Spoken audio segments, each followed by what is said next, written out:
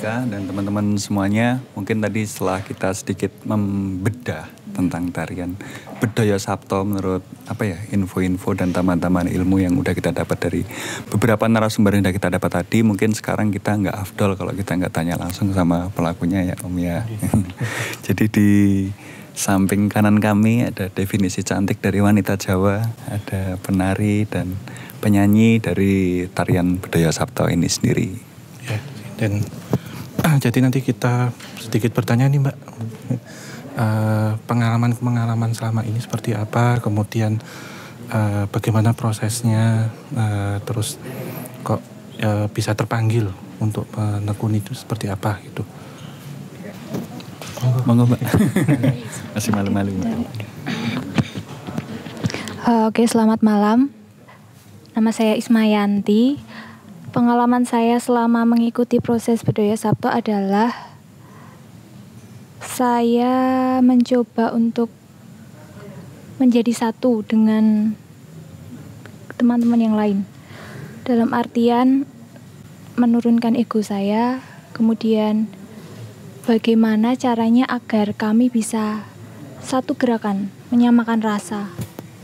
Seperti itu untuk saat ini ya. Gitu. Mungkin teman-teman yang lain ada tambahan.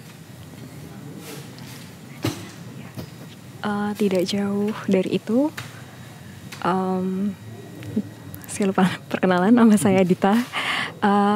Tidak jauh dari itu, selama proses Bedhaya Sapta ini memang pengalaman saya adalah takjub dengan gendingnya, karena pertama kali saya dengar gendingnya itu memang sedikit lain dari gending-gending Bedhaya yang lain. Memang membawa satu aura yang berbeda, yang membawa, kalau saya rasakan memang ketika lagon juga sebelum lenggah itu memang selalu ada angin-angin yang halus yang datang begitu. Ya, itu saja yang saya rasakan selama saya proses Bedhaya Sapta. Selamat malam teman-teman semua. Sebelumnya kami ucapkan terima kasih telah ikut serta melihat kami dalam kegiatan Uyon-Uyon, walaupun dilihatnya dari secara live streaming gitu ya. Ya, untuk pengalaman saya, sebelumnya saya perkenalkan diri, saya Diara, saya mahasiswa. Menurut saya Bedhaya kali ini seperti yang kita ketahui, Bedhaya ini memang berbeda dengan Bedhaya pada umumnya. Jadi pada umumnya Bedhaya itu ditarikan oleh 9 orang. Kali ini kami menarikan sebanyak 7 orang penari saja, seperti itu. Dan dari 7 penari itu yang biasanya ada nama-nama perannya sendiri, kali ini hanya 1-5, kemudian untuk intinya ada A dan B, seperti itu. Kemudian dalam proses kami untuk mengikuti tari ini rasanya macam-macam. Mungkin tadi sebelum kita gladi bersih latihan ini, kami sempat menyempatkan diri untuk berdoa. Kemudian ada mungkin ada rasa-rasa untuk merinding, karena pertama merinding karena kami bisa menarikan tari sakral ini, seperti itu. Itu menjadi kebanggaan kami semua, dan ada rasa membawa budaya Indonesia sendiri tuh mantap gitu loh Mas. Jadi nggak cuma sekedar ngomong berbudaya, tapi kita ikut turut andil dalam budaya ini, melestarikan budaya ini, seperti itu. Mungkin Ibu selaku yang diberikan amanah untuk nembang sinden Bu, apakah ada pengalaman yang hampir sama? Terus apakah tadi Mbak kan ada seperti ini ya, angin-angin halus gitu ya, yang seolah-olah atau memberikan support, mengiringi waktu berjalan. Ibu sendiri bagaimana selaku ini? Ya, terima kasih. Selamat malam untuk semuanya. Perkenalkan dulu, nama saya Mas Bekel Kusumastuti. Untuk pengalaman Bedhaya Sapta ini, saya juga merasakan sesuatu yang berbeda, karena saya juga pada bagian bawah yang kedua itu harus sesuai dengan gerakan tari, dan itu sangat sulit bagi saya ya, untuk penyesuaian itu, karena harus merasakan gerakan tarinya juga, kemudian harus pas nih dengan tembang dan gerakan tarinya. Jadi memang proses ini memang sangat perlu banyak proses nih. Jadi tidak semudah dengan budaya-budaya lain mungkin nih. Ya. Itu saja mungkin, Mas. Ini mungkin pertanyaan yang bisa dijawab oleh siapa aja ya mungkin ya. Baik, Mbak penari atau Bu penyanyi sinden mungkin menurut kalian ya, ketika kalian berada di panggung otomatis tempat ini seketika akan berubah, ya kan ya? Nggak semacam seperti panggung biasa. Terus sebenarnya kalian bereksperience seperti apa sih yang berada di atas panggung ini? Seolah inilah panggung megah kalian atau jadi tempat tersendiri untuk kalian? Kalau saya melihat memang ketika naik pendopo itu kayak kita harus siap atas segala apa yang terjadi di panggung dengan seluruh kemampuan kita. Kita harus harus benar-benar yakin bahwa kita itu nggak akan kenapa-napa gitu. Jadi kita harus kontrol kontrol diri, dan itu harus bagi penari, sebab ketika terkadang kita bisa fly, kemudian fly dalam arti ketika kita terlalu hanyut di dalam tarian itu kita akan mempengaruhi gerak-gerak yang sebenarnya harus dihafal, kemudian bisa hilang. Itu akan mempengaruhi, kemudian akan dari kelompok itu bisa istilahnya ambiar gitu loh. Jadi harus memang konsentrasinya harus penuh banget ketika udah di panggung. Ya. Ini Mbak, Bu, sebelum memulai prosesi ya, apakah ada seperti lelaku, semisal puasa atau mandi dengan air bunga atau apa gitu, untuk menyatukan secara energi spiritual begitu? Ya, prosesi-prosesi tertentu tidak, karena selama ini kan kalau yang tadi sudah kita sampaikan ya, kita sudah bertanya pada Ibu Kanjeng ya, kan pasti ada gerakan-gerakan itu yang terbantu lah secara tanda kutip dengan spirit atau energi yang tak kasat mata gitu. Karena ini pasti sakral, dan dalam prosesinya pasti juga yang rawuh kan dari Keraton Selatan. Jadi apakah saat kita mendalaminya itu gerakannya dengan kita pasrah ya Mbak ya tadi ya, yang penting maksimal, apakah itu juga berpengaruh gitu? Karena jika kita nanti masih terpikat dengan sesuatu hal tadi yang seperti disampaikan, gerakannya lupa dan macam-macam itu. Apakah saat kita lost, kita noting tulus lah ya, gerakan itu apakah seperti dalam tanda kutip itu otomatis gitu bergerak? Apakah demikian yang dirasakan badannya? Misal kalau saya melihat tuh kan agak gitu. Oke, kalau untuk prosesi memang biasanya kalau mau mementaskan bedoyo tuh kita sowan dulu, nyekar ke makam raja-raja nggih. Terus mungkin nanti juga ada puasa mutih kayak gitu, dan mungkin juga dari dalam diri kita sendiri bahwa kita sudah diamanai untuk menarikan ini, berarti secara tidak langsung kita harus menjaga sikap, menjaga niat. Menurut saya itu lebih ke kayak ke pribadi masing-masing. Jadi saya diamanai, berarti bagaimana caranya saya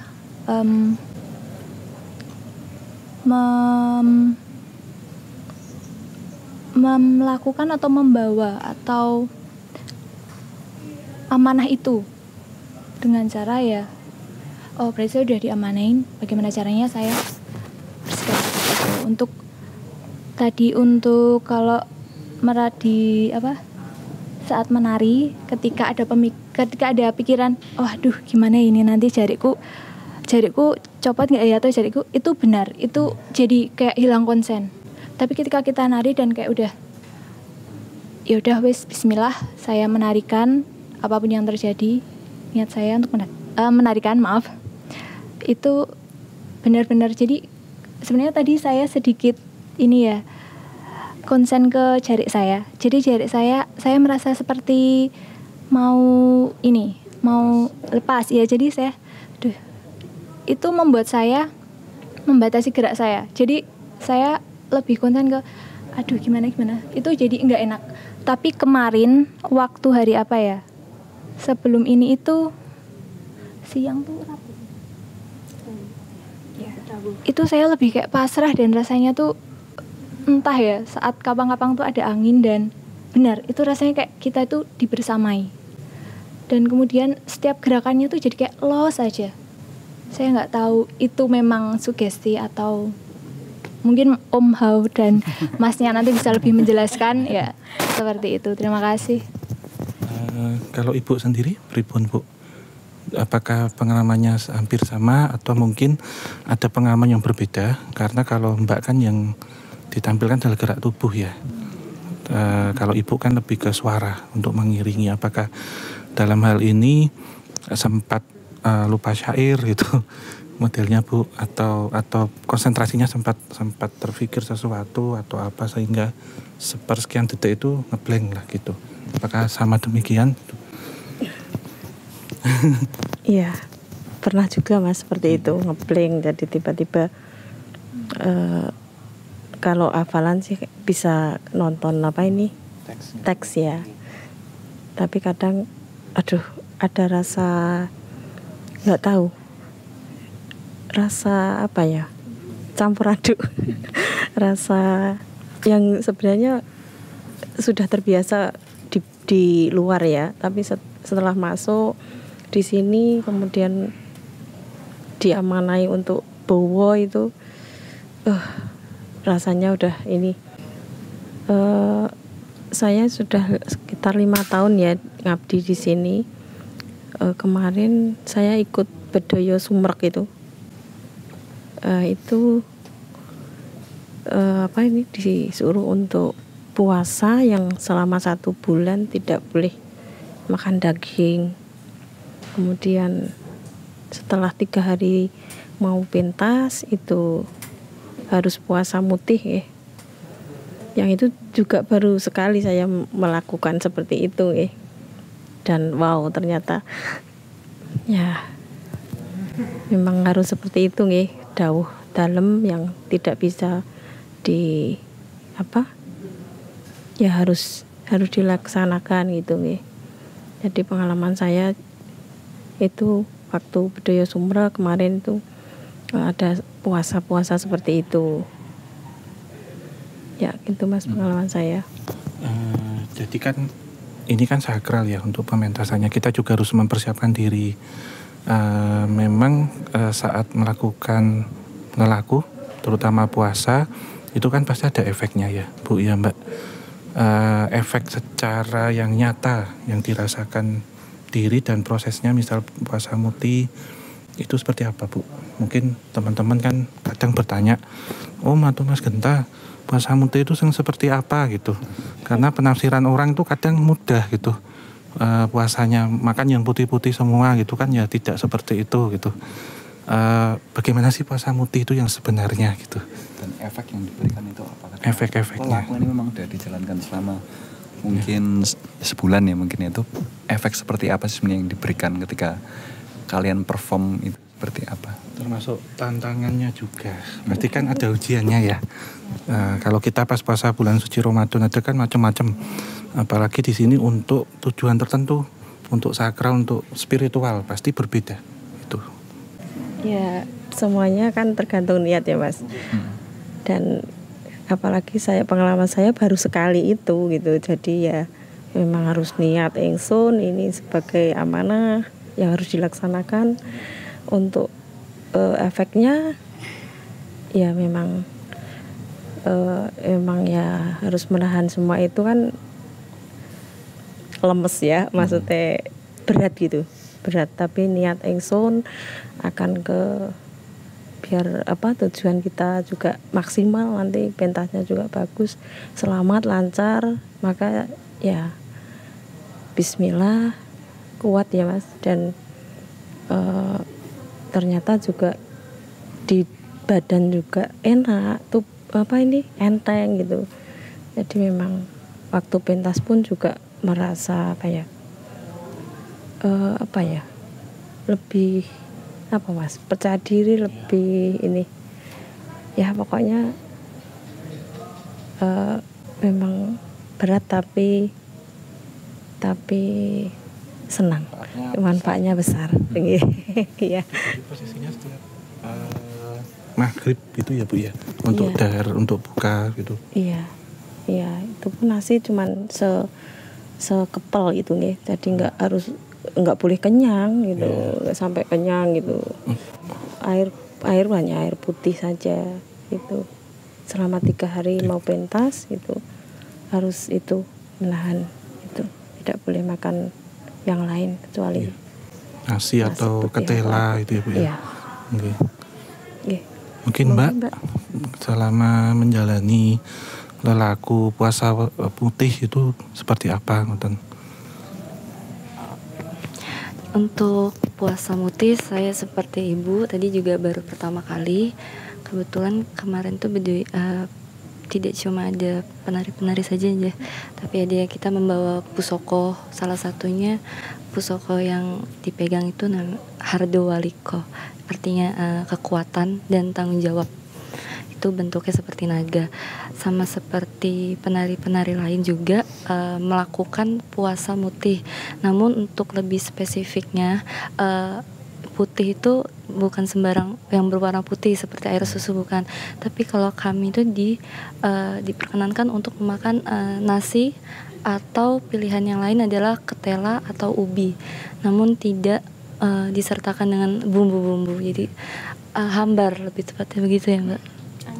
Anyep, ya seperti itu. Untuk efeknya pertama kami merasa percaya diri, kemudian juga ringan, jadi merasa nggak ada beban gitu loh. Mungkin nggak tahu efek dari itu juga gitu, dan melaksanakannya juga ikhlas gitu.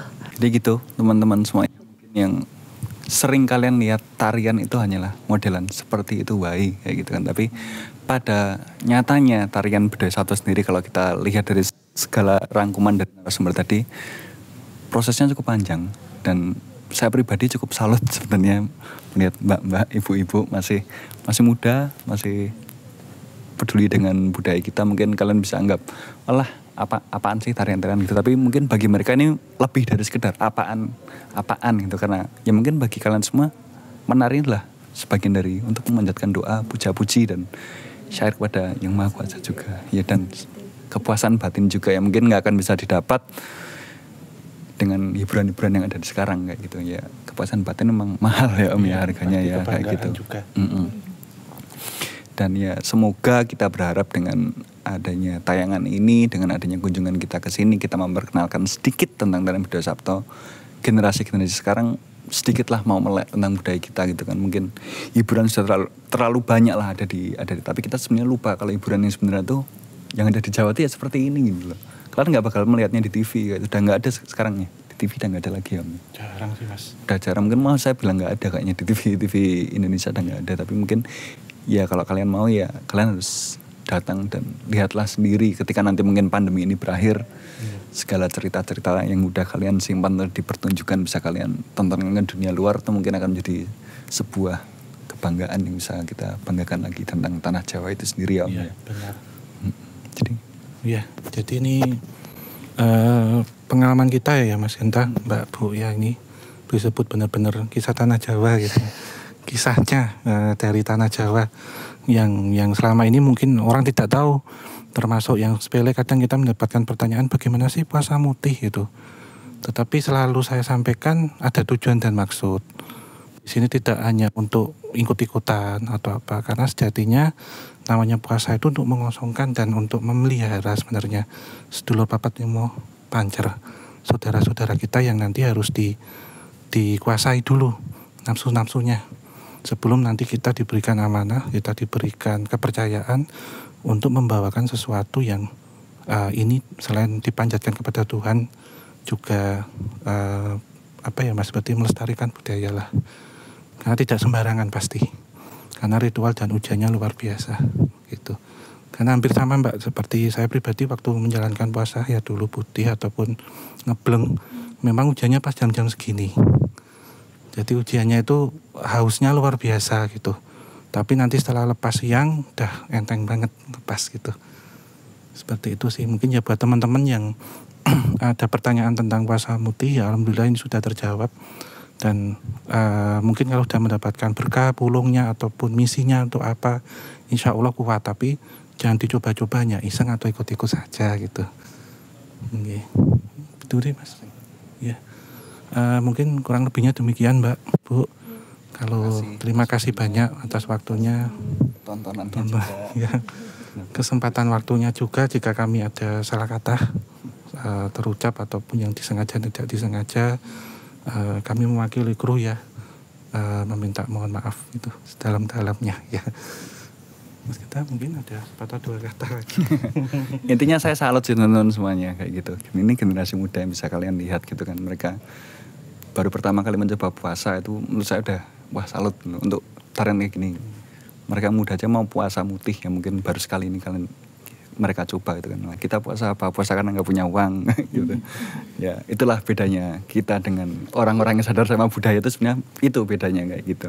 Mungkin kita masih kurang melek dengan budaya kita, mungkin harapannya ke depannya sedikit-sedikit lah, nggak harus langsung menjadi orang gila budaya gitu, jangan juga kayak gitu. Tapi pelan-pelan lah kalian belajar kayak gitu. Jadi ya mungkin inilah sedikit yang bisa kita beri kepada kalian, semoga bermanfaat. Dan ya akhir kata mungkin terima kasih sudah menyaksikan video ini dari awal hingga berakhir. Terima kasih juga buat teman-teman semuanya memberikan kita tontonan ilmu dan filosofi makna di balik tari budaya Sabto ini dari awal sampai akhir ini.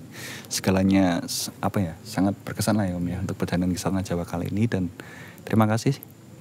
Akhir kata kami ucapkan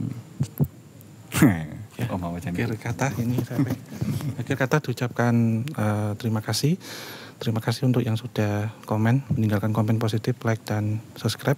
Jangan lupa juga kunjungi YouTube dari Official Keraton Yogyakarta, karena kita hanya sedikit bagian, masih banyak yang perlu kita pelajari dan kita saksikan untuk kita melihat betapa besarnya sedikit dari budaya Indonesia, terutama tanah Jawa ini yang harus kita ketahui. Mungkin akhir kata, wabillahi taufik wal hidayah. Wassalamualaikum warahmatullahi wabarakatuh. Mugi tansah pinaringan rahayu sagung dumadi. Amin ya rabbal alamin.